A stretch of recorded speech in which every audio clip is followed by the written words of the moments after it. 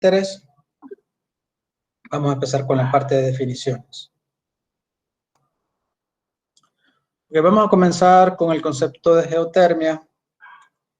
Y para generar una desambiguación en cuanto a lo que es energía geotérmica, vamos a definir que la geotermia es una rama de la geofísica que se dedica al estudio de las condiciones térmicas de la Tierra, como su nombre lo dice. Geotermia es básicamente la reunión de dos términos, que significa calor de la Tierra, como ustedes pueden intuirlo.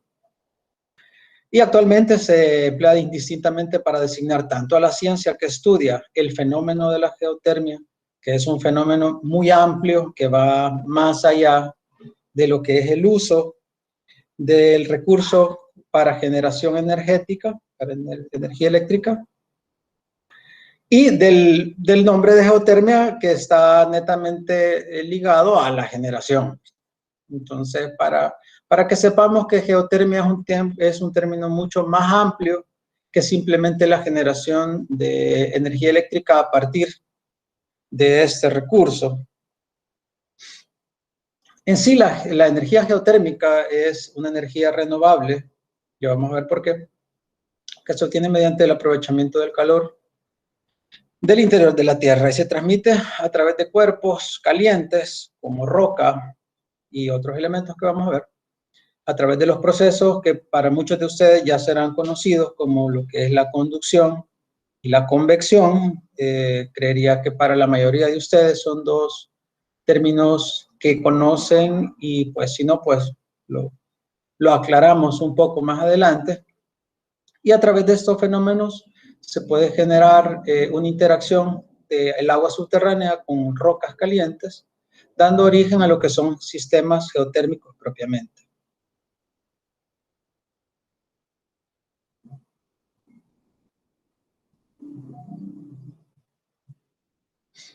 Ok, para hablar un poco y para entender un poco de dónde viene el recurso geotérmico, tenemos que aclarar, tenemos que hablar de algunos conceptos previos para que todos tengamos claro la forma en la que se genera este fenómeno natural. Como ya se mencionó, este recurso natural resulta de la interacción de otros fenómenos naturales propios de la naturaleza, propios del suelo, como son las fallas geológicas, los diferentes tipos de acuíferos, la presencia de magma, la presencia y establecimiento de un reservorio propiamente, que vamos a ver que va un poco más allá de simplemente la presencia de estos tres elementos. Vamos a desarrollar un poquito estos conceptos, espero igual, ¿verdad? No es un desarrollo demasiado profundo, pero sí como para que todos tengamos claros cada uno de ellos y su interacción. El primero en sí es la falla geológica. En geología, una falla es una fractura o un deslizamiento o también una zona de fracturas a lo largo de la cual ha ocurrido un desplazamiento relativo de bloques paralelos a la fractura, ¿verdad? Ustedes, cada vez que tenemos un enjambre sísmico que son comunes en el país, es muy común que los expertos en los diferentes medios de comunicación empiecen a hablar de las diferentes placas sobre las cuales los continentes están ubicados. En nuestro caso, pues creo que tenemos dos placas principales sobre las cuales se generan, digamos, este tipo de deslizamientos. Esas placas de las que ellos hablan cuando se dan estos fenómenos de los temblores, básicamente son fallas un poco más grandes, un poco más establecidas a lo largo, ya no solamente de la superficie de un país, sino a lo largo de un continente. En nuestro caso, tenemos la gran ventaja de que somos un país eminentemente volcánico. Tenemos varios volcanes, algunos de ellos que ya se han vuelto lagos, porque explotaron hace muchos años. Y eso nos permite que nuestro subsuelo tenga una buena cantidad de estos desplazamientos que se conocen como fallas. Ustedes pueden ver acá en la figura como muchas de esas placas, muchos de esas fallas son paralelas unas con otras y algunas están intersecadas por otro tipo de fallas transversales que hacen que la falla se vuelva un sistema y no solamente una línea a lo largo del subsuelo, sino que estén interconectadas. Esta interconexión es muy importante para que pueda existir el fenómeno de la geotermia. Ya vamos a ver más adelante por qué, pero es importante que tengamos claro este concepto de las fallas y del sistema de fallas asociado a un reservorio. Ok, el segundo concepto es el concepto de un acuífero, que es igual a una formación geológica que almacena y permite la circulación del agua de manera subterránea.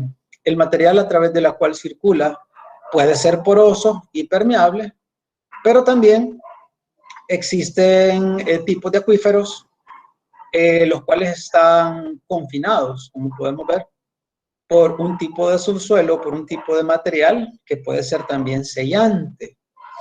En este caso, por ejemplo, la presencia de una arcilla puede generar un tipo de confinamiento de tal forma de que el acuífero, ya sea superficial, ya sea intermedio o sea profundo, no tenga un contacto o una salida con la superficie. Generalmente los acuíferos libres tienen una manifestación en la superficie, las cuales para nosotros son comunes, como manantiales, ojos de agua, quebradas, pozas, que a lo largo del país pues son comunes. Ese tipo de manifestación superficial nos indica que bajo el subsuelo existe un acuífero, un sistema en el cual el agua se desplaza de un punto A a un punto B y que nosotros podemos asegurar su existencia. Sin embargo, existen otro tipo de acuíferos que pueden estar ya sea confinados a un espacio o pueden estar recorriendo el subsuelo sin ninguna manifestación, precisamente porque los estratos que están por encima o por debajo de él o alrededor de él no permiten que exista una manifestación o una conexión entre el acuífero y la superficie. Este otro fenómeno que es de vital importancia para que exista un recurso geotérmico, ya vamos a ver por qué es importante y que es muy importante también establecer si el acuífero confinado, sobre todo, está siendo alimentado o es simplemente una reserva que quedó establecida por algún fenómeno tectónico en el pasado, ¿verdad? El tercer elemento importante es quizás el más común, el más conocido por todos, el magma, ¿verdad? Que podemos ver su manifestación en las erupciones volcánicas. Es básicamente una masa de roca fundida de muy alta temperatura, la cual en algunos sistemas, no en todos, puede generar cierto tipo de recirculación por diferencia de temperatura. En algunos casos, al igual que el acuífero puede estar confinado a una zona determinada, pero que también está siendo transformado de manera dinámica entre magma y rocas. El tipo de roca va a depender muchísimo de las presiones y las temperaturas a las cuales se esté generando el enfriamiento de este elemento y de su presencia, es decir, su presencia sí es totalmente necesaria para que exista un recurso geotérmico natural. Más adelante vamos a ver que posiblemente existan reservorios que son explotados de la misma forma que un reservorio geotérmico natural, pero que se pueden crear de manera artificial.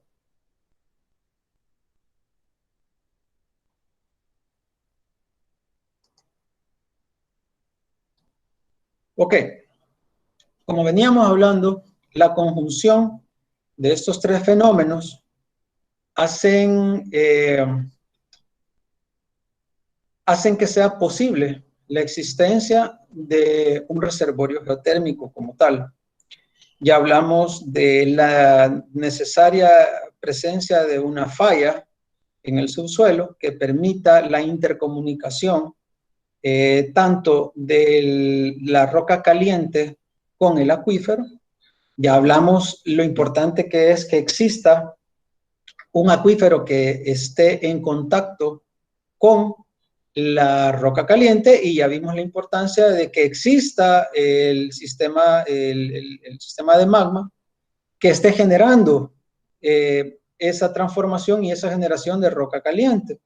Ahora, hay un cuarto elemento que es muy importante para que exista también un reservorio. Podríamos tener estos tres elementos en un sitio.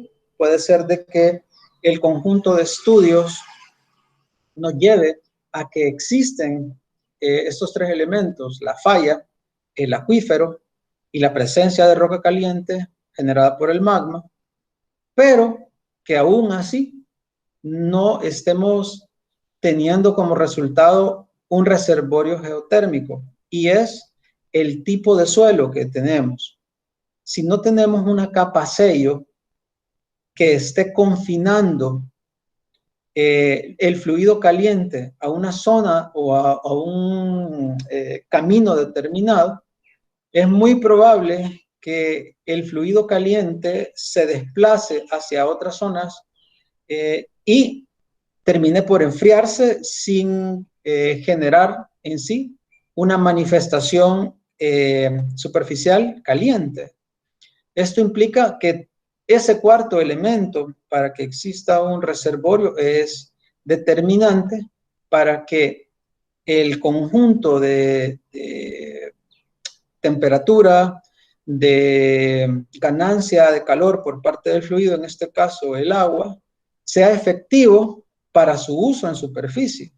Si no tenemos esa condición de capa sello, generalmente arcillas, pero pueden ser otro tipo de subsuelos, si no tenemos esa capa sello, muy difícilmente va a haber un punto o un lugar donde nosotros podamos aprovechar la existencia de este contacto de agua o de un acuífero con la roca caliente, y por ende no termina de ser un reservorio geotérmico como tal. Simplemente existe la transferencia de calor, pero no puede ser aprovechada porque el fluido caliente se dispersa de forma tan rápida a través de la porosidad del suelo que no permite su uso directo. Entonces, ese es uno de los conceptos más importantes en cuanto a geotermia. Para esto se necesita establecer las zonas donde existe la conjunción de estos elementos. Se necesitan estudios geofísicos, geoquímicos y geológicos que nos lleven a establecer si estos elementos están presentes en una zona determinada y si también pueden ser aprovechados. O sea, como les comentaba, se pueden tener todos los elementos, pero si no tenemos el último y el más importante, que es la capa sello, va a ser muy difícil que nosotros podamos aprovechar la existencia de esa transferencia de calor.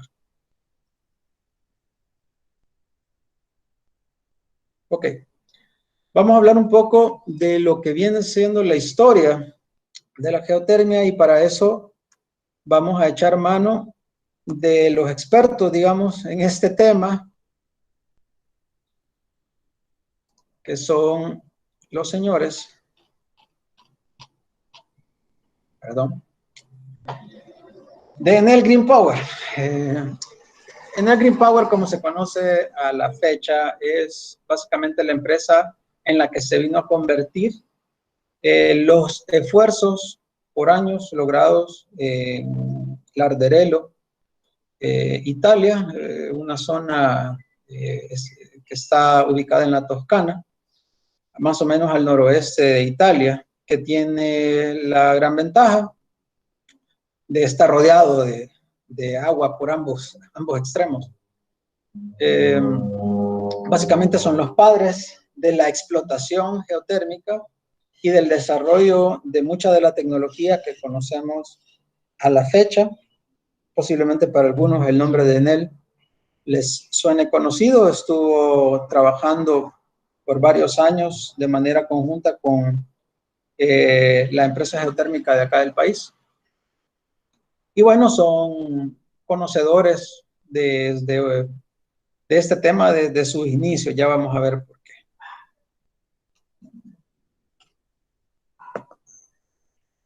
Ok. El desarrollo en sí de la industria geotérmica data desde los años 1778 y se inició con el descubrimiento de ácido bórico en manifestaciones superficiales.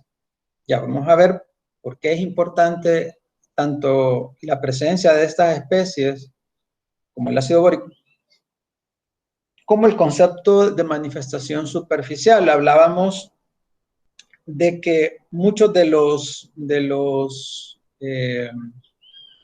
acuíferos no tienen esa conexión con la superficie, independientemente de la temperatura a la cual estén sometidos. No tienen esa manifestación. Sin embargo, la presencia de manifestaciones superficiales es uno de los primeros indicios para poder establecer si en una zona existe o no existe potencial geotérmico. Aparte, las especies presentes en el fluido nos dicen mucho sobre las temperaturas y el tipo de minerales que se vienen teniendo en contacto con el fluido desde el fondo, y también nos establecen el tipo de suelo, el tipo de roca con el cual está en contacto el fluido. Esto nos puede servir muchísimo para establecer si el reservorio, el posible reservorio que se tiene en las profundidades es de baja entalpía, de mediana entalpía o de alta entalpía.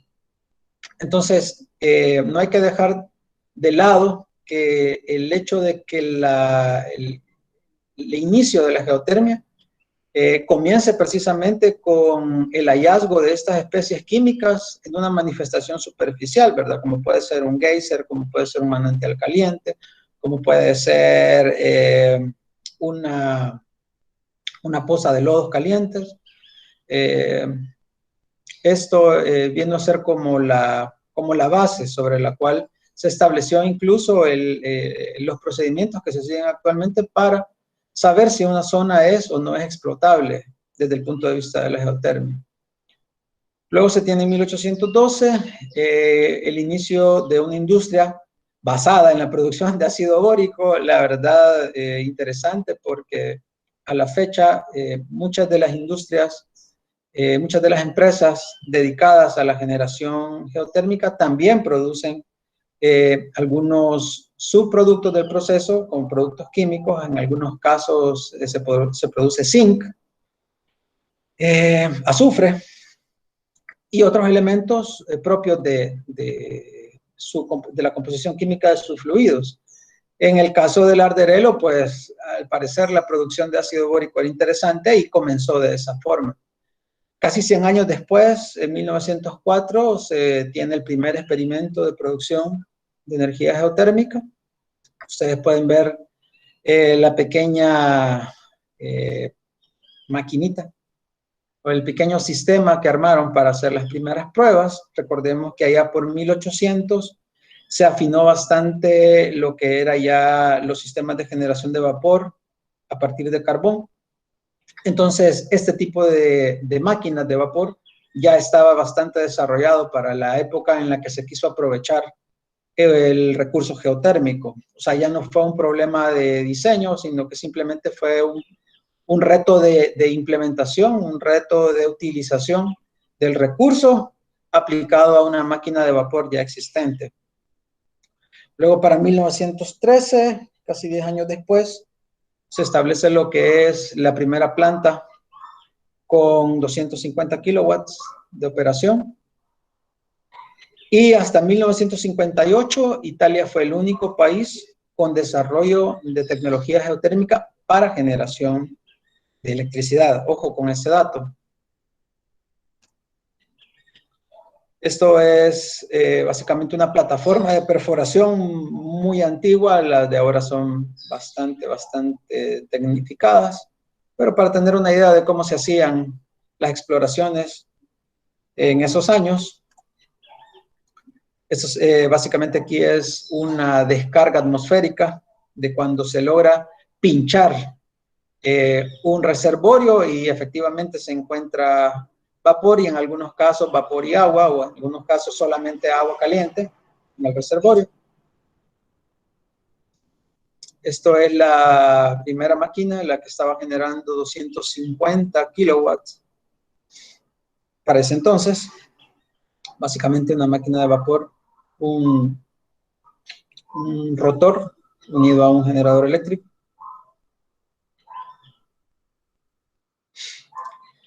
Y acá tenemos básicamente la historia de la explotación de lo que es la Ardérelo.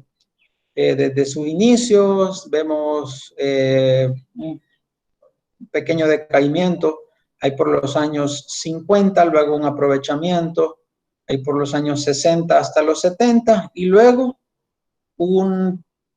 digamos una etapa de estabilidad. Ya vamos a ver que estos señores son bastante curiosos en cuanto a sus reservorios. No por nada son pioneros en esta área de la exploración. Y bueno, ya para 1980 estaban generando casi 2.000 gigawatt hora por año en energía netamente geotérmica.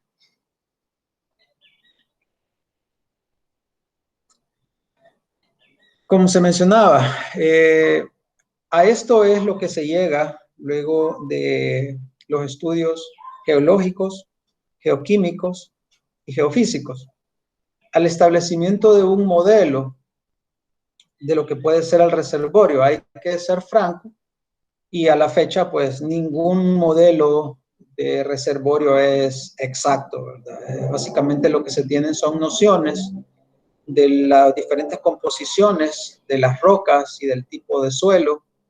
Se puede tener indicios de la dirección en las cuales se desplazan las fracturas, y el tipo de roca con el que se está en contacto. También se tienen estudios para poder establecer el flujo del acuífero, donde se tiene el inflow o la recarga del reservorio y hacia dónde se dirige el acuífero, ¿verdad?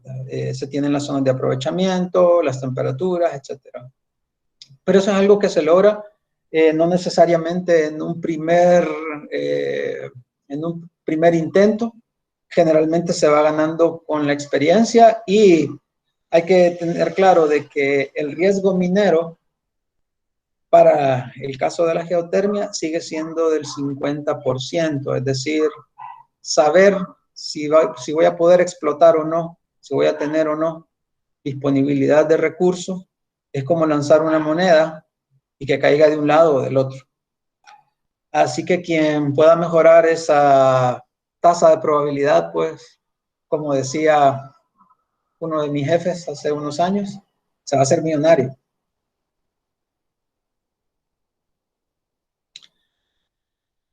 Hablando también un poco de la historia, esto es bien importante para nuestro país, porque como ustedes se recordarán en un gráfico anterior, veíamos que por 1980 el reservorio del Ardérelo se había estabilizado en una generación de aproximadamente 2.500 gigawatts al año.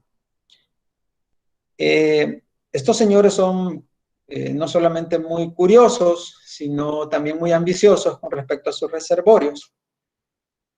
Y a finales de los 80, principios de los 90, decidieron buscar un reservorio debajo de su reservorio. Esto es importante para nosotros porque muy probablemente nuestros dos reservorios principales explotados a la fecha puedan tener mucha más vida de la establecida actualmente si comenzamos a explorar nuestros reservorios en zonas más profundas. De hecho, en los años que estuve ligado a la generación geotérmica del país, pues era una apuesta muy fuerte por seguir explorando las zonas actuales de nuestro país, pero a mayores profundidades, ¿verdad? A ellos les resultó, hay que decir que no siempre resulta, hay limitantes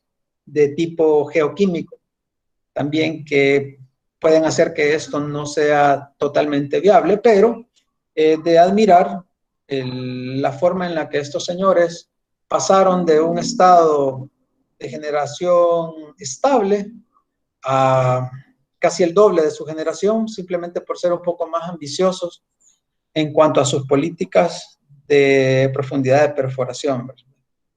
Para quien tenga la duda, aproximadamente a la fecha, generar un tan solo pozo, llegar a realizar todos los estudios y generar una perforación, andará cerca de los 3.5 a los 4 millones de dólares. Es decir, quien quiera invertir en un pozo geotérmico debe de estar dispuesto a perder aproximadamente entre 3.5 a 5 millones de dólares si acaso no se tiene éxito. Ok, vamos a dejar aquí la parte histórica, digamos, del desarrollo de la explotación geotérmica y vamos a pasar un poco a lo que es el tipo de explotación que tenemos actualmente. Como se mencionó anteriormente, para que tengamos una mejor idea de lo que sucede dentro del reservorio, nosotros tenemos fenómenos de radiación, en el caso del magma, hacia la roca y las áreas circundantes. Tenemos un proceso de conducción, de contacto directo de la roca caliente con el acuífero, y tenemos un proceso de convección en el cual los fluidos pasan de una zona de alta presión a una zona de baja presión. Sin estos elementos, nosotros no podríamos aprovechar el recurso geotérmico de la forma en la que ya vamos a ver, que son explotados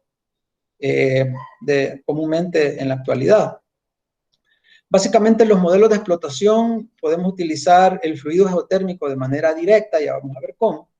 Podemos utilizar el calor asociado a estos fluidos y también podemos utilizarlo, transformarlo en energía eléctrica.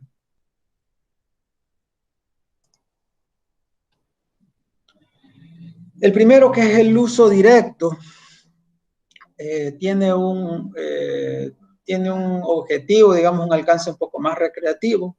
Existen lugares famosos en el mundo por sus aguas termales, no hay que ir tan lejos. Acá en el país tenemos Caluco, por ejemplo, y algunas zonas del lago de Coatepeque, donde las personas suelen ir a hacer uso, a aprovechar el calorcito que generan estas aguas. Muchas de ellas también, por su composición, pueden ser medicinales para la piel, otras no tanto.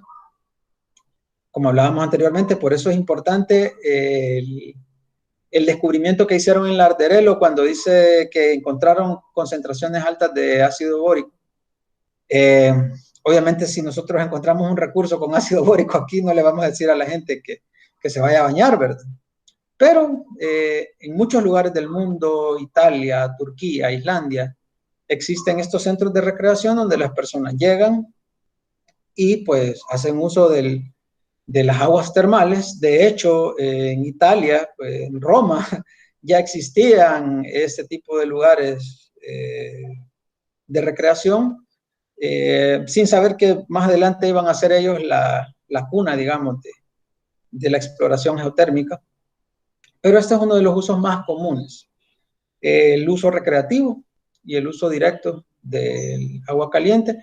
Es curioso porque en una de las manifestaciones principales de acá en nuestro país, cuando tengan la oportunidad de visitar Aguachapán, hay una época en el año, creo que ya se va a acercar, que creo que tiene que estar cerca de la cosecha de maíz.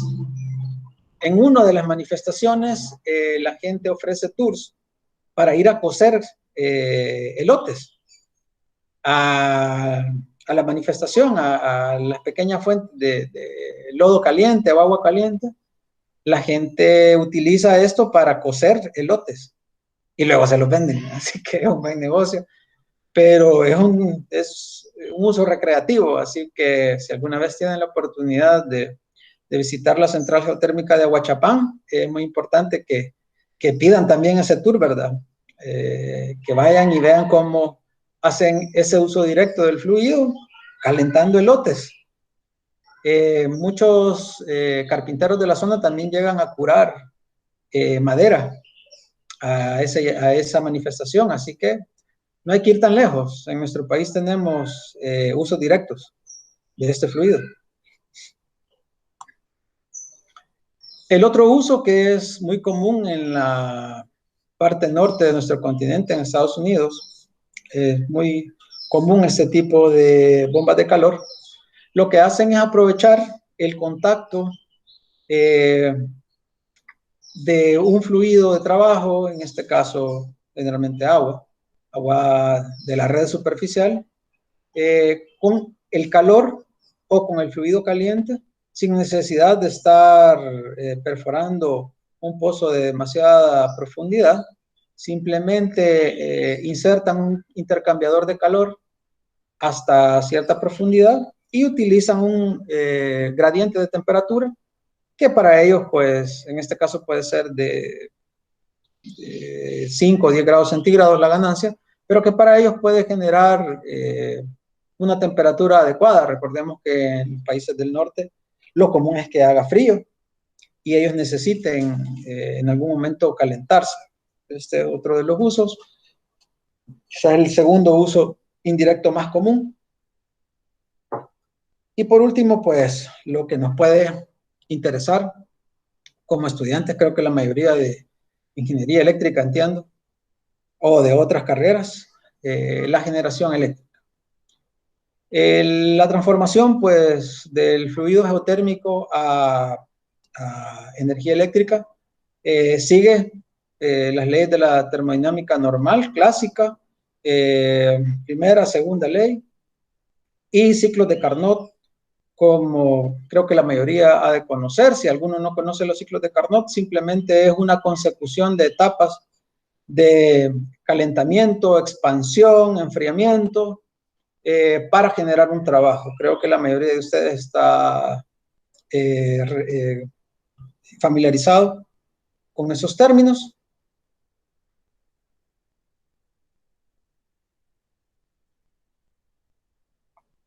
Y bueno, podemos ver en este caso que el aprovechamiento comienza obviamente con el establecimiento de un pozo geotérmico, y vamos a ver un poco cómo se da esta exploración.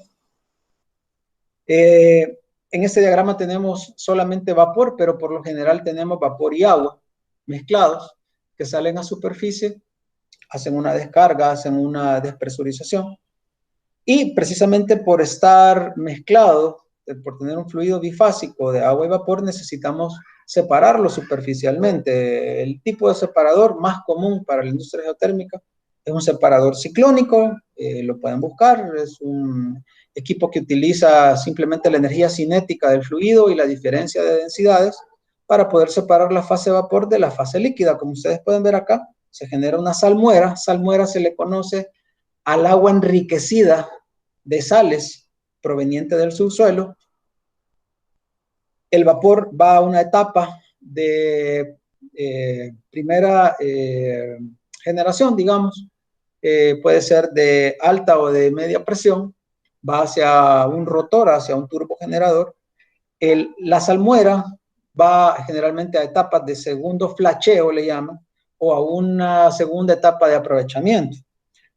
Hay que decir que en el país tenemos la ventaja de tener dos sistemas que no se pueden ver, que no son muy comunes en el mundo. Solo habrá en una o dos centrales más. Uno es el sistema de segundo flacheo en una de las unidades de Aguachapán.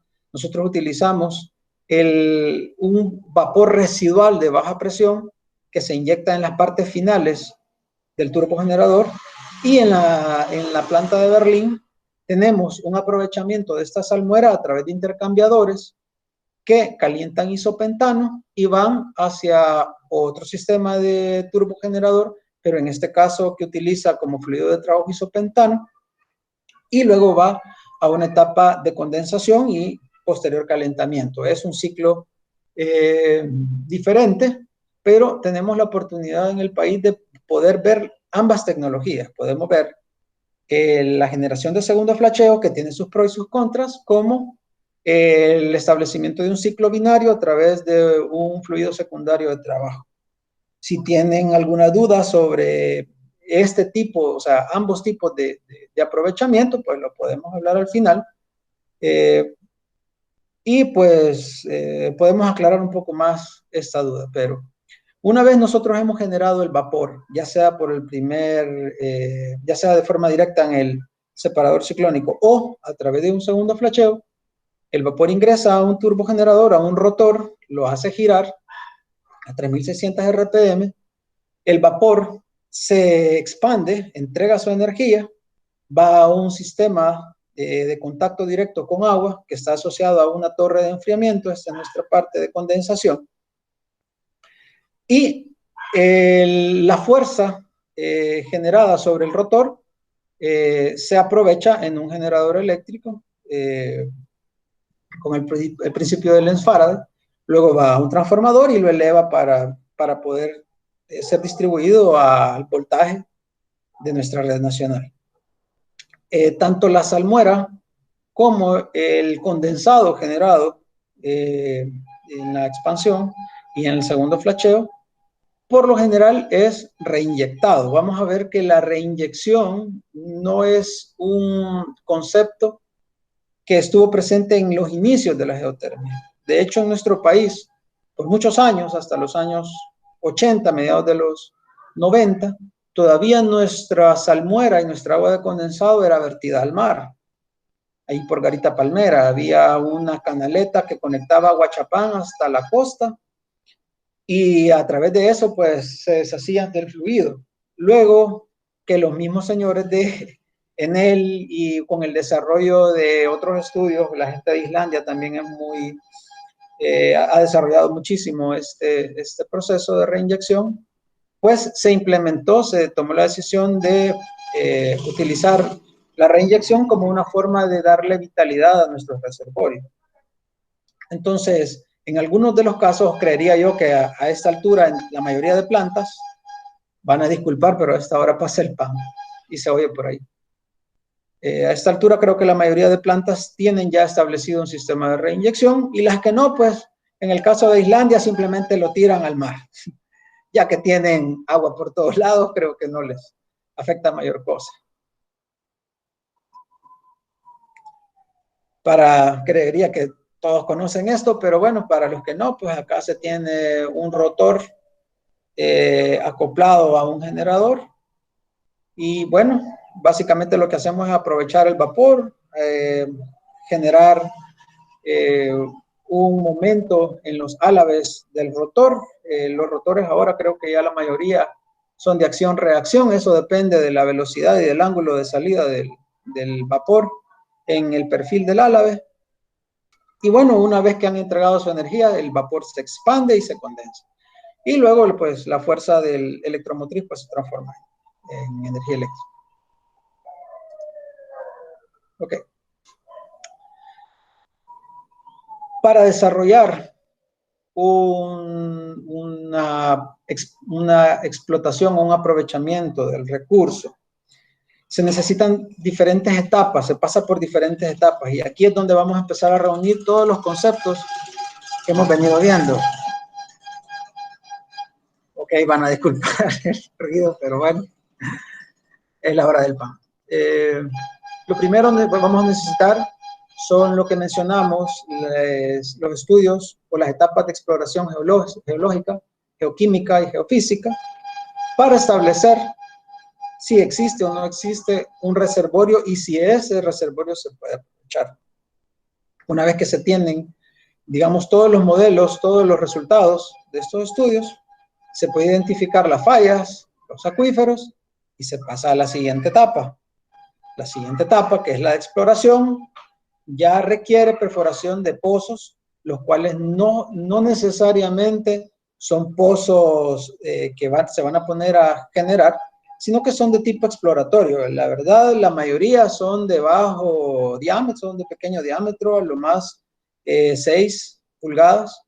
Algunos le llaman pozos diamantinos, otros le llaman pozos de ratón.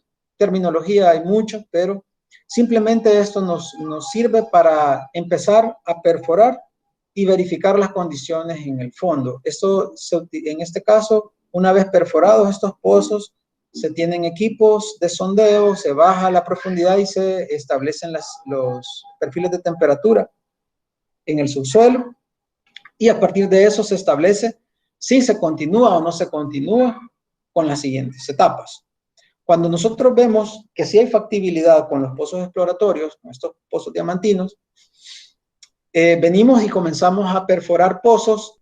Acá le llamé reinyectores, sin embargo, como les comentaba, el riesgo minero en geotermia es 50-50. Así como podemos tener un pozo reinyector, podemos tener un pozo productor, y el problema de que encontremos un productor antes de un reinyector es que no vamos a encontrar qué hacer con el agua caliente. Podemos tener un muy buen pozo productor, pero si no tenemos hacia dónde encaminar los fluidos calientes, va a ser muy difícil que nosotros podamos aprovechar ese fluido, sobre todo por las implicaciones ambientales que esto tiene. Generalmente se tienen que construir pozas de contención impermeables o con una capa de impermeabilización bastante buena para poder hacer pequeñas descargas. Sin embargo, eso no nos dice, no nos va a permitir saber cuál es la capacidad o el potencial del pozo. Entonces sí, siempre es necesario contar primero con pozos reinyectores, pegarle primero a los reinyectores, y lo ideal sería después pegarle a los productores. Obviamente que si encontramos un productor, vamos a tener motivos de sobra para buscar pozos reinyectores. Una vez que se tiene el pozo productor, medimos su capacidad, ya con un pozo reinyector asociado, ¿verdad? Podemos medir su capacidad en superficie y podemos establecer mediante algunas correlaciones qué tanto vamos a poder aprovechar ese fluido. Por lo general, el aprovechamiento del fluido geotérmico desde el pozo hasta la planta anda entre el 9 al 12%. Ustedes podrán pensar que es muy baja la eficiencia, sin embargo, recordemos que es un recurso que una vez perforado el pozo es gratis, y eso hace que sea viable económicamente los proyectos de generación. Es decir, una vez usted perforó y gastó sus 5 millones y encontró fluido, usted a eso le va a poder sacar X cantidad de energía eléctrica, ¿verdad? Entonces, a pesar de que el porcentaje de transformación sea bajo, pues sigue siendo un muy buen negocio por si ustedes quieren poner su propia planta. Una vez que conocemos la capacidad, generalmente se comienza a aprovechar los primeros pozos con generadores a boca toma. ¿Qué es un generador a boca toma? Básicamente es un turbogenerador que nosotros ponemos directamente conectado a la salida del pozo. Se tiene siempre la misma dificultad de tener la necesidad de un reinyector cerca para poder estar aprovechando, pero mientras usted sigue su exploración y encuentra más pozos, usted puede empezarle a sacar un poquito de rédito, un poquito de energía a estos primeros pozos, conectando un pequeño generador directamente, así como lo hicieron los del Arderelo, ¿verdad? Por poco que sea, usted le está sacando una ganancia. Y por último, pues cuando usted ya tiene desarrollado su campo, ya tiene 2 o 3 pozos productores, ya tiene 2 o 3 pozos reinyectores, usted ya puede tirar línea, ya puede buscar dónde es el punto más óptimo para poner su planta y empezar a generar. Acá está, como mencionábamos, los resultados de las exploraciones. Es el establecer el modelo de su reservorio. No nos vamos a detener demasiado en esto porque ya lo vimos.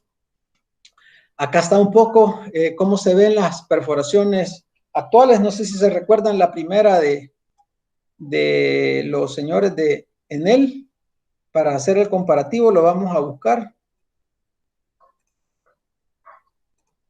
Acá están las primeras torretas de perforación. Miren lo que tenemos ahora. Básicamente todo tecnificado. Tenemos necesidad de equipos muy similares a los de perforación petrolera. Los equipos son indistintos. La tecnología básicamente es la misma. Y acá pues nosotros decidimos si queremos un pozo exploratorio, un reinyector o un productor. Es decir, decidimos qué vamos a buscar. La tierra nos va a decir qué vamos a encontrar. 50-50. Una vez que encontramos nuestro pozo, empezamos a hacer pruebas. Existen pruebas que se llaman de fall-off, simplemente para saber cuánta agua traga el pozo. Esto nos da una idea de qué tanto puede producir. Generalmente en los reinyectores, esta prueba nos sirve para saber qué tantos pozos podemos asociar a la reinyección, pero aún en un pozo productor nos puede decir qué tan permeable es la zona y la velocidad a la que la temperatura en el fondo se puede restablecer. Es decir, nosotros podemos enfriar un pozo a través de inyectar agua fría y luego dejamos reposar para ver en cuánto tiempo vuelve a la temperatura inicial. Eso nos dice muchísimo del potencial que va a tener en superficie. Como se mencionaba, pues a través de sondeos de equipos llamados caliper, nosotros podemos, una vez que tenemos nuestro pozo, hacer un sondeo de temperatura y de presión, conocer los perfiles de nuestro pozo y a través de estudios asociados también a los recortes que se tienen durante la perforación, a través de las características químicas del fluido, podemos establecer un modelo que nada más es circundante al pozo. Este no es el modelo de todo el reservorio, este es un modelo de la zona cercana de aprovechamiento del pozo, donde tiene sus zonas de permeado y sus zonas de producción a través de las cuales nosotros estamos obteniendo el fluido. Estos estudios son muy importantes para establecer la capacidad de la máquina que usted le va a poder poner en su planta y también saber cuántos pozos necesita para llegar a esa capacidad. Por ejemplo, en nuestro caso tenemos turbinas de 30 megawatts. Pues usted a través de esto puede saber si necesita un pozo, 2 pozos, 3 pozos para poder dar toda la capacidad de su máquina. Si no, le va a estar perdiendo la inversión. Acá está un ejemplo de lo que les mencionaba de la boca toma. Simplemente utilizamos un vapor de forma directa del pozo, lo entregamos su energía y pues la salida tiene que ir necesariamente a un pozo reinyector. Ahí sí no tenemos mayor alternativa. Y bueno, la turbina de condensación que ya la vimos, no vamos a hablar más de esto, es básicamente el mismo concepto que ya vimos anteriormente. Aquí básicamente culmina lo que es el proceso de exploración y de establecimiento de una planta geotérmica. Obviamente ustedes se imaginarán la cantidad de recursos, de personas, de especialistas en cada una de las ramas. Geoquímicos, geofísicos, geólogos, ingenieros electricistas, mecánicos, de todo. Creo que ahora con las ramas que se tienen nuevas en el país, los electromecánicos, no recuerdo cómo se llama la otra, van a disculpar, ¿verdad? Yo soy de la vieja escuela todavía. Mecatrónicos, perdón. Creo que cualquier proyecto de generación geotérmica va a ser de sumo interés para ustedes y es una buena oportunidad para desarrollarse, ¿verdad? Ok, el panorama mundial, ustedes pueden ver en esta figura qué tanto se aprovecha de la energía actualmente, cómo se aprovecha, cuánto se aprovecha como bomba de calor, lo que ya veíamos allá en los países del norte, países más fríos, qué tanto se utiliza para calefacción, para uso recreativo, etcétera, ¿verdad? Como ven, pues la generación no es uno de los usos principales precisamente porque no siempre tenemos la disponibilidad del recurso como nosotros quisiéramos. Lo que hablábamos en un principio, si no tenemos capa sello, pues difícilmente le vamos a poder sacar energía a nuestro reservorio. Acá igual tenemos cuál ha sido pues el desarrollo y la utilización de la energía geotérmica a partir del año 95 al 2010. De nuevo, pues el uso, ¿verdad? Y bueno, cómo ha ido mejorando, cómo ha ido evolucionando cada uno de los usos a medida de que la gente ha venido también mejorando la tecnología de intercambio de calor.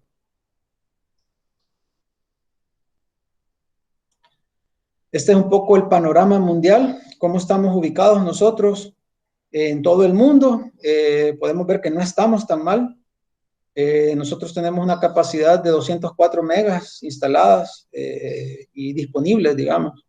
En el país estamos mejor que, por ejemplo, que Guatemala, que Costa Rica, aunque este dato no me es muy convincente. Creo que Costa Rica ya está un poquito arriba de nosotros. Creo que esto es al 2010. Pero creo que Costa Rica ya hizo un mejor aprovechamiento de sus recursos geotérmicos. Sin embargo, no estamos mal. Vemos países como Islandia, donde el 95 o más por ciento de su energía es geotérmica.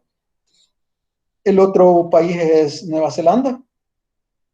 Pero igual, ¿verdad? Tenemos Japón, o sea, tenemos un montón de países donde el recurso está disponible y está siendo explotado. Los más recientes, en Kenia, Etiopía, estos países están invirtiendo mucho actualmente en energía geotérmica, se están desarrollando más proyectos. Creería que estos 167 ahorita se quedan cortos y existen otro montón de islas, Martinica me recuerdo que es una, donde básicamente tienen un enorme potencial, pero tienen la desventaja de que no tienen a quién venderle la energía, es decir, su desarrollo, su industria es tan pequeña en este momento que no les es rentable generar a partir de energía geotérmica porque no van a tener a quién venderle. Entonces, si usted quiere ir a poner una planta y quiere energía barata y verde, pues váyase a estas islas y pongan su planta, ¿verdad? Estos países requieren quien les compre su energía. Nosotros tenemos un buen potencial, como vamos a ver, no estamos utilizando el 100% de nuestra capacidad, pero para que tengamos una idea de cómo está la geotermia ubicada en todo el mundo, y que no estamos tan mal, en realidad no estamos nada mal. Ok, aterrizando en nuestro país, tenemos dos plantas, tenemos Aguachapán con 95 megas, y tenemos Berlín con 109, no sé si si es el 2010, creo que ya estaba la binaria. Pero tenemos en Aguachapán dos generadores de 30 y uno de 35 megas. En Berlín tenemos dos de 28, uno de 44. Acá está el binario de 9.2. Para un total de 204 y fracción de megawatts instalados. Obviamente no tenemos las máquinas a toda su capacidad. Tenemos todavía un potencial a desarrollar tanto en Aguachapán como en Berlín. Para los que no conocen Aguachapán, pues esta es la central de Aguachapán. Estas son las que alguna vez fueron mis torres. De hecho, si ven la parte del techo, esto es fibra de vidrio. Este fue uno de los logros más grandes de mi gestión, cambiar de madera a fibra de vidrio, y ahora las torres, pues, creería que están en mejores condiciones. Ojalá que sí. Valga el comercial. Pero acá se comenzaba con la transformación de madera a fibra. Se tienen dos unidades de 30 y la de 35. Acá se tiene la central de Berlín, tenemos las dos torres pequeñas y dos torres asociadas a un mismo generador de 40. Esta historia es bien interesante para ustedes que son ingenieros y que van a salir al mercado laboral. Es muy interesante la historia del por qué dos torres para un solo generador. Así que cuando les toque estar al frente de un proyecto, pues revísenlo hasta el cansancio y como recomendación, pues valoren si realmente lo que les están ofreciendo es lo que ustedes necesitan. Como comentario. Este es el ciclo binario, es una de las tecnologías que más vale la pena que vayan a conocer. Acá se tiene el sistema de intercambiadores de agua caliente con isopentano, es uno de los conejillos de India, digamos, en todo el mundo de ciclos binarios. Hay empresas dedicadas solamente a ciclos binarios, Hormat, por ejemplo. Pero nuestra planta no fue de esa marca, fue de una marca que fue su único proyecto. Sin embargo, como ingeniería, es muy interesante y vale mucho la pena ir y conocer esa tecnología. Yo les recomiendo, si alguna vez pueden visitar esta parte de la central, es de las más interesantes, tanto por la parte de intercambio, por la parte de generación, como la parte de seguridad industrial, por el uso de isopentano, para quienes se quieren dedicar a esa rama. También es una parte muy interesante el saber cómo cuidar una planta donde una chispita puede hacer volar esto hasta Santiago de María. Y bueno, para ir despejando las dudas, es interesante en la página del INE, tenemos los potenciales que tenemos por explotar en El Salvador. Como ustedes se darán cuenta, tenemos varios reservorios. Ahorita solo estamos aprovechando Aguachapán y Berlín. ¿Dónde está Berlín? Ahorita tiene que estar Berlín. Ups. Ah, no, estos son los que no son explotados todavía. Estos son potenciales de lo que podemos explotar. Acá está la central de Huachapán y la central de Berlín.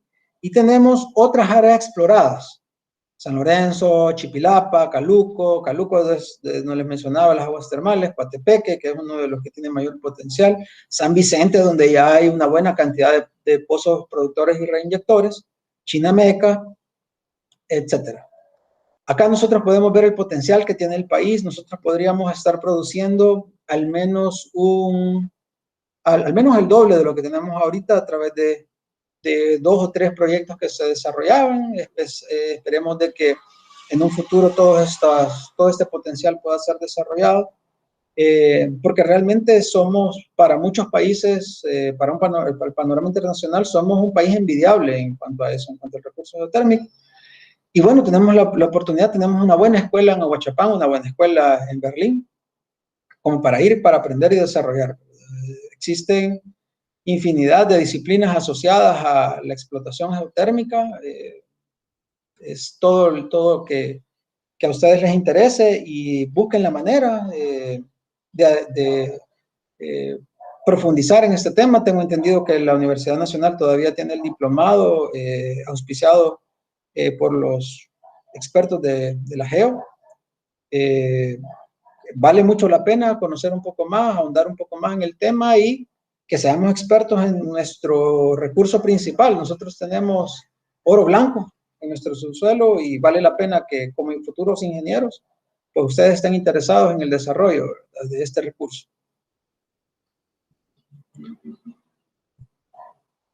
Este es nuestro potencial, nuestra capacidad instalada, nuestro potencial, pues ojalá lo podamos desarrollar. Actualmente estamos cubriendo entre el 20 al 25, dependiendo de la época del año, de nuestra capacidad, nuestra demanda nacional. Y bueno, pues valdría la pena cubrir un poquito más, ¿verdad? Recordemos de que hay estaciones secas, no todo el tiempo vamos a poder tener la ventaja de inviernos prolongados que nos ayuden en nuestras hidros. Así que vale la pena, ¿verdad?, desarrollar nuestra industria geotérmica. ¿Ok?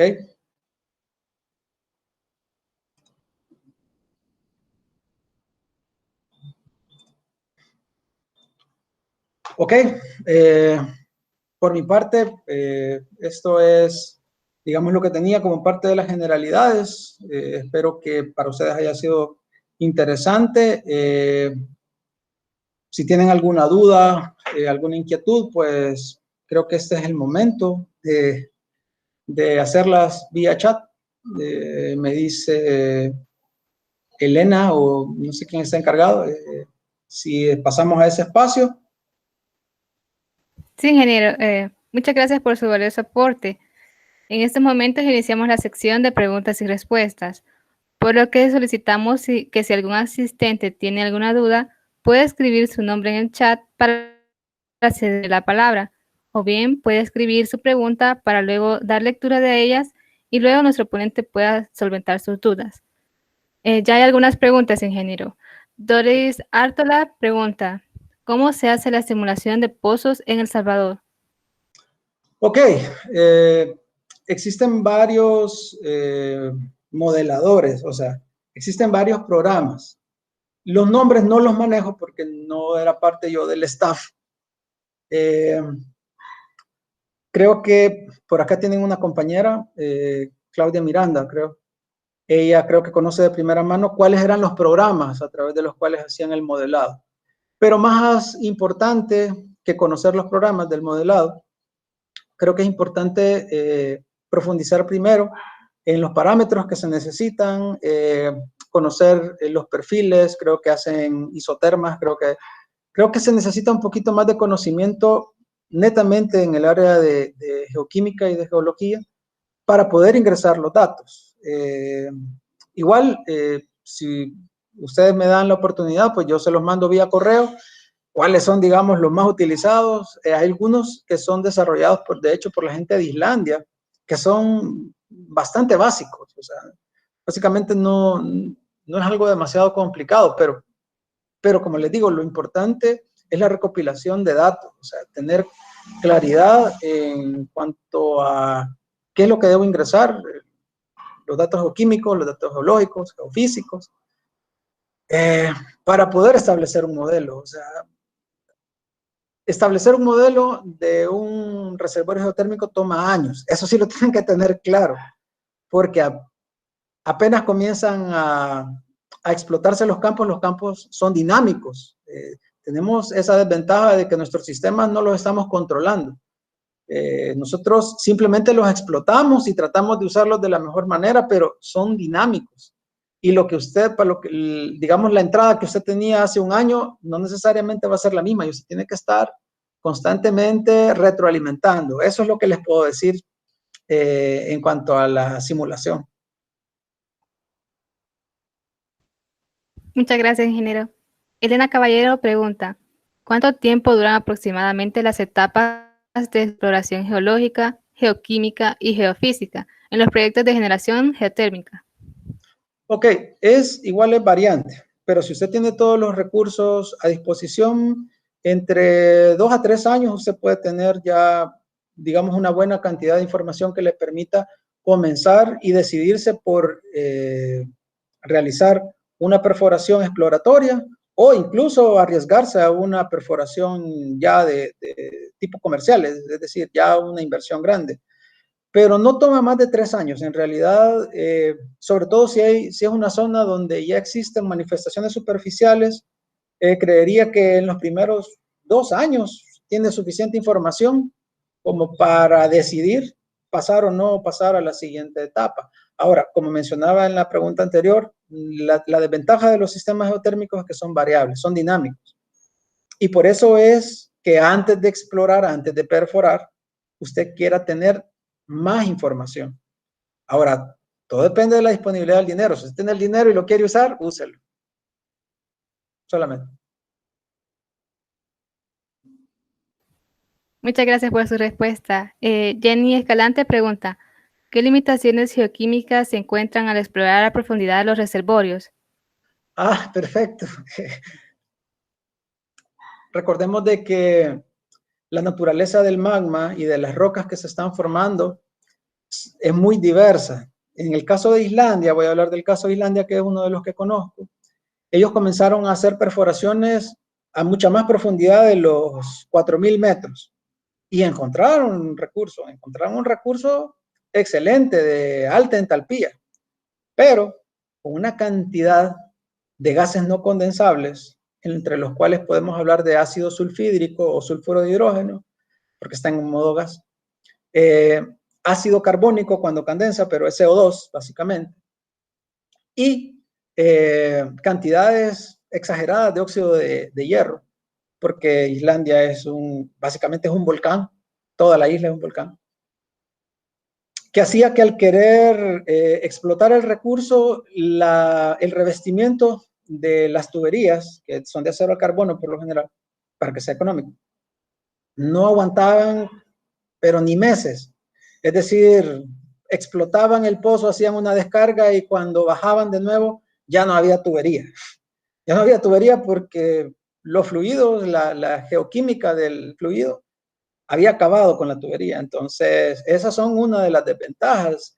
La siguiente desventaja es el lado contrario de la moneda, y es de que tengamos fluidos con una carga de sales demasiado alta, que al explotar, que al cambiar las condiciones de presión y temperatura del fluido, se incrusten en el reservorio, se incrusten ya sea en el liner, que es la tubería ranurada que va al final, o tapen incluso la porosidad de las zonas circundantes. Entonces perdemos la porosidad del medio y hay que estar invirtiendo en hacer estimulaciones químicas costosas, que obviamente no vamos a recuperar la permeabilidad original, y que hace que el sistema no sea económico. No es económico perforar un pozo que se nos tape, luego tener que volverle a meter químicos para estimularlo y que recupere su permeabilidad y estar en esa dinámica. Generalmente no es económico. Existen casos que posiblemente valdrán la pena hacerlo, pero por lo general se decide mejor buscar en otro lado y no estar gastando todo ese dinero y ese tiempo en un recurso que usamos, se tapa, usamos, se tapa, usamos, se tapa. No es económico, no es viable económicamente. Esas son, digamos, a grandes rasgos, las dos causas por las cuales la geoquímica nos puede afectar. Muchas gracias, ingeniero. Doris Sarto la pregunta, ¿cómo funciona la tecnología de aprovechamiento con isopentano? Ok, el isopentano es un fluido que se mantiene por lo general en fase gaseosa, que es como el propano que usamos en nuestras cocinas, es casi que lo mismo. Entonces lo que hacemos es que con muy poca energía, solo necesita poca energía para ganar calor, generar alta presión dentro del fluido y descargar esa energía en un sistema en un rotor de Álaves, donde puede tener un cambio de presión que genere una alta velocidad. Ese cambio de velocidad mueve el rotor, al igual que el vapor cuando es fluido térmico, y entonces se aprovecha. Luego pasa a una etapa de condensación donde pasa a un intercambiador con agua fría y se vuelve a condensar y vuelve a quedar en fase líquida, pero es un fluido metestable, él está más feliz en fase de vapor, igual que el gas propano, igualito.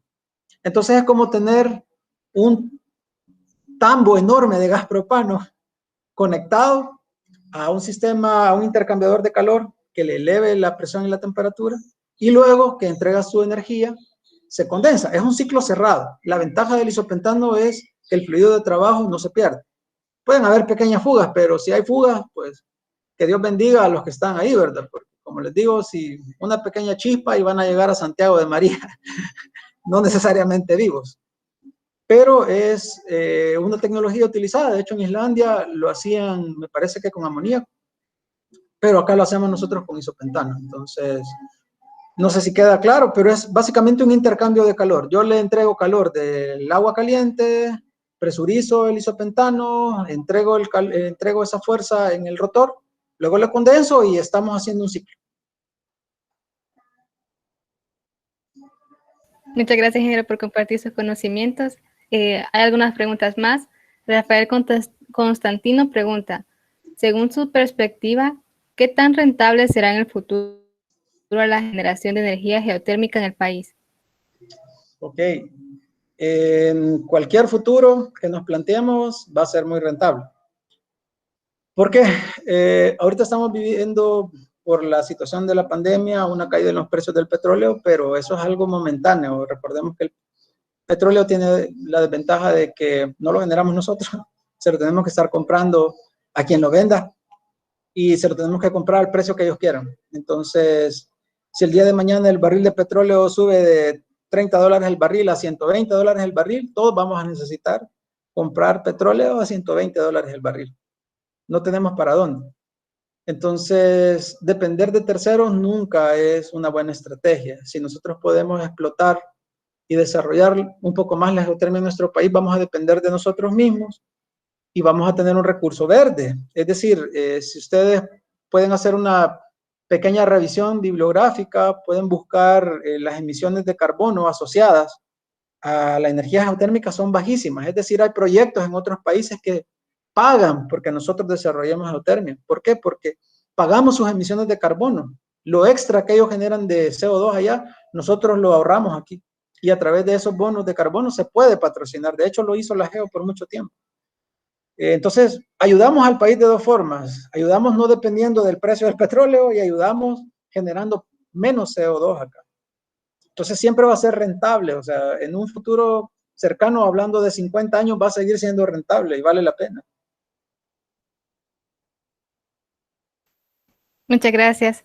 Tenemos la pregunta de Levis Cruz. ¿Cuál es el primer paso para saber que en determinado lugar existe la posibilidad de reservorios o acuíferos en baja entalpía? Ok.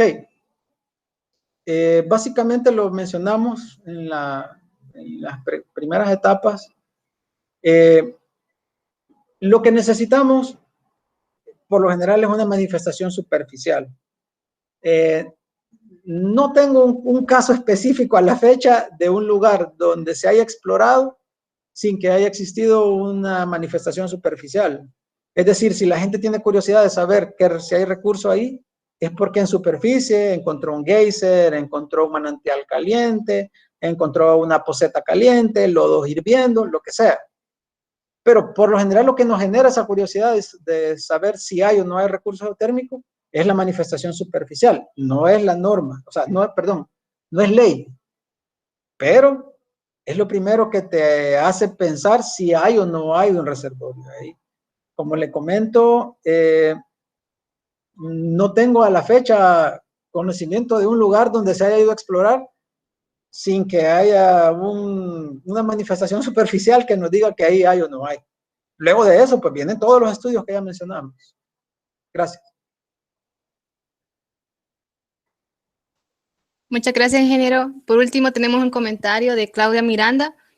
Hola, ingeniero Harold y público en general. Los programas que se refiere el ingeniero Cartagena depende de estudiar el monitoreo de pozos productores y reinyectores en cuanto a sí mismo, haciendo una reconstrucción en programas como Watch, Solminec y Prevec, no sé cómo se leerá, entre otros. Se controla WHP, T y otros parámetros termodinámicos. Los pozos que son estimulados depende de la formación de incrustación de minerales tales como calcita y sílice. Se formula la estimulación mediante acidificación. De acuerdo a disolver el mineral principal, se puede realizar mediante uso de torres de perforación inyectando en zonas de alimentación principales del pozo o por válvulas laterales del cabezal del pozo. No sé si tendrá algún comentario, ingeniero. Sí, de hecho, el Watch era uno, el Icebox era otro. Incluso hay un programa que es un poquito más complicado, que es el TAF2, que es el que permite generar el modelo de todo el reservorio, pero es más complicado. Lo que dice Claudia es correcto. Ella es la persona que les decía que nos podía aclarar un poco ese punto. A través del conocimiento del fluido podemos saber las especies minerales que tenemos en fondo y cómo está evolucionando el reservorio, tanto en producción como en reinyección. Pero ella es la experta en esto. Hola, Claudia. Hola, buenas tardes. Perdón, ¿cómo están? El programa que no pudo leer la compañera era Frixi, que es un programa que es libre, no está ligado a los programas de Icebox, y lo conocí mediante la doctora Dina Larios, quien fue con la que trabajé en un proyecto unos años atrás sobre la investigación de minerales con sulfuros e incrustación por calcita y que se estaba dando en Berlín a consecuencia de una situación que se dio en Aguachapán años atrás. Entonces, no sé, ayudándole a contestar la pregunta de para qué sirve, cómo se hacen las estimulaciones de pozos. Prácticamente, como decía el ingeniero Harold, se hace una serie de registros que son de régimen cada 3 meses, cada 6 meses, cada año, dependiendo de las características acerca de los registros que él mencionó de Farlow, de presión y de temperatura, y se lleva el monitoreo químico de los pozos. En el tiempo, si se ve alguna obstrucción del fluido a la superficie porque hay material incrustado alrededor del pozo, entonces el área disminuye y entonces empiezan a disminuir los parámetros de producción. La presión de cabezal o WHP, la temperatura y algunos elementos químicos empiezan a elevarse o a disminuir súbitamente. Entonces, se llevan los pozos a los catalogan de acuerdo a la priorización, qué tan valioso es ese pozo, cuánto me genera, cuántos megawatts de energía me genera ese pozo, y a partir de ahí, pues, mediante ingeniería de reservorios y todas las entidades de la planta, y geoquímica, geología y geofísica, entonces deciden intervenir ese pozo. Y pues como decía el ingeniero Harold, si bien es cierto, no mejora el 100% la permeabilidad del pozo, sí ayuda a mejorar o a recuperar parte del daño que el pozo está sufriendo, ¿verdad? Y pues luego de una estimulación ácida, se deja el pozo reposar de 6 a 8 semanas, esperando que el pozo pueda tener condiciones óptimas de producción para nuevamente ser colocado en línea, ¿verdad? Y pueda volver a generar el vapor que había dejado de producir antes de su intervención química. Saludos. Muchas gracias, Claudia.